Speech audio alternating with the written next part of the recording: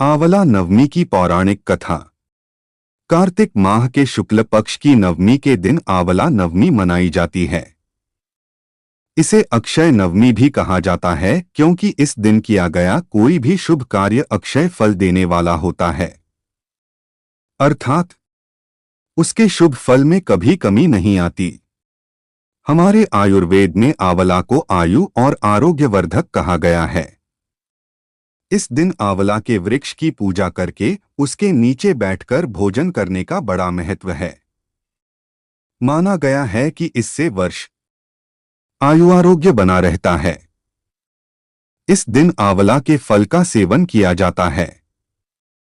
आइए जानते हैं आंवला नवमी से जुड़ी बातें, इसका महत्व और इस दिन किए जाने वाले उपायों के बारे में। आंवला नवमी का महत्व। आंवला नवमी का महत्व इसी बात से समझा जा सकता है क्योंकि इसी दिन द्वापर युग का प्रारंभ हुआ था, जिसमें स्वयं भगवान श्री कृष्ण ने जन्म लिया था। आंवला नवमी के दिन ही भगवान श्री कृष्ण ने वृंदावन गोकुल की गलियां छोड़कर मथुरा प्रस्थान किया था। संतान और पारिवारिक सुखों की प्राप्ति के लिए रखा जाता है व्रत। इस दिन उन्होंने अपनी बाल लीलाओं का त्याग करके कर्तव्य के पथ पर पहला कदम रखा था। इसी दिन से वृंदावन की परिक्रमा भी प्रारंभ होती है। आंवला नवमी का व्रत संतान और पारिवारिक सुखों की प्राप्ति के लिए किया जाता है। यह व्रत पति पत्नी साथ में रखें तो उन्हें इसका दोगुना शुभ फल प्राप्त होता है। आंवला नवमी के दिन स्नान आदि करके किसी आंवला वृक्ष के समीप जाएं। उसके आसपास साफ सफाई करके आंवला वृक्ष की जड़ में शुद्ध जल अर्पित करें। फिर उसकी जड़ में कच्चा दूध डालें। पूजन सामग्रियों से वृक्ष की पूजा करें और उसके तने पर कच्चा सूत या मौली 8 परिक्रमा करते हुए लपेटें। कुछ जगह 108 परिक्रमा भी की जाती है।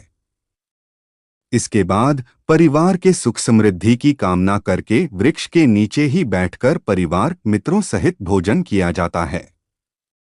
आंवला को डोट वेद पुराणों में अत्यंत उपयोगी और पूजनीय कहा गया है। आंवला का संबंध कनकधारा स्तोत्र से भी है। आंवला नवमी और शंकराचार्य की कथा। एक कथा के अनुसार एक बार जगतगुरु आदि शंकराचार्य भिक्षा मांगने एक कुटिया के सामने रुके। वहां एक बूढ़ी औरत रहती थी जो अत्यंत गरीबी और दयनीय स्थिति में थी। शंकराचार्य की आवाज सुनकर वह बूढ़ी औरत बाहर आई। उसके हाथ में एक सूखा आंवला था। वह बोली, महात्मन, मेरे पास इस सूखे आंवले के सिवाय कुछ नहीं है जो आपको भिक्षा में दे सकूं। शंकराचार्य को उसकी स्थिति पर दया आ गई और उन्होंने उसी समय उसकी मदद करने का प्रण लिया। उन्होंने अपनी आंखें बंद की और मंत्र रूपी 22 श्लोक बोले। ये 22 श्लोक कनकधारा स्तोत्र के श्लोक थे। मां लक्ष्मी ने दिव्य दर्शन दिए। इससे प्रसन्न होकर मां लक्ष्मी ने उन्हें दिव्य दर्शन दिए और कहा कि शंकराचार्य, इस औरत ने अपने पूर्व जन्म में कोई भी वस्तु दान नहीं की। यह अत्यंत कंजूस थी और मजबूरीवश कभी किसी को कुछ देना ही पड़ जाए तो यह बुरे मन से दान करती थी। इसलिए इस जन्म में इसकी यह हालत हुई है। यह अपने कर्मों का फल भोग रही है, इसलिए मैं इसकी कोई सहायता नहीं कर सकती। शंकराचार्य ने देवी लक्ष्मी की बात सुनकर कहा, हे महालक्ष्मी, इसने पूर्व जन्म में अवश्य दान धर्म नहीं किया है, लेकिन इस जन्म में इसने पूर्ण श्रद्धा से मुझे यह सूखा आंवला भेंट किया है। इसके घर में कुछ नहीं होते हुए भी इसने यह मुझे सौंप दिया। इस समय इसके पास यही सबसे बड़ी पूंजी है। क्या इतना भेंट करना पर्याप्त नहीं है?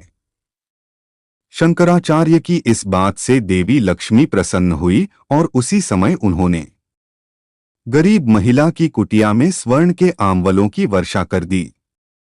अगर जानकारी अच्छी लगे तो वीडियो को लाइक करें और चैनल को सब्सक्राइब करें।